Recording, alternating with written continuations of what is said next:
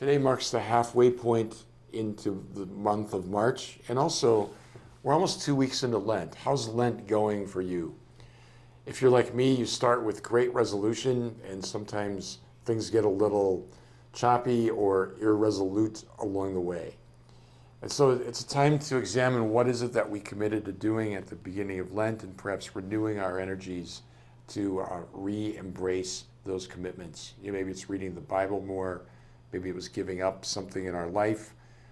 Maybe it's trying to be more charitable or engaging more time in prayer. Lent is a long stretch, so it's important for us to renew our efforts in the middle.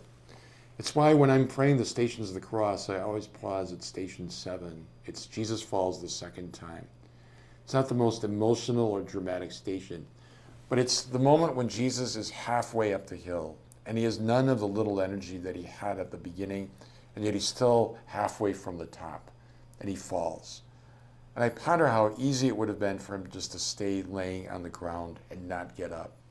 And it reminds me that anybody can start anything, and when the end is in sight, you can muster that final burst of energy to cross the finish line. But it's in the middle where things go sideways. It's in the middle where we get disheartened.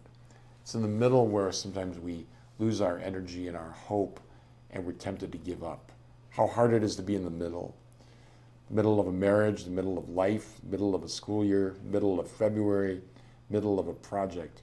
So as we're in this middle of Lent, it's important for us to renew our energies and to ponder Jesus faithfully, perseveringly, going up the hill of Calvary out of love for us. And the tiny things that we do this Lent to show our love for him and to empty ourselves out of self, pale in comparison to what the Lord Jesus offers us in the mystery of his cross.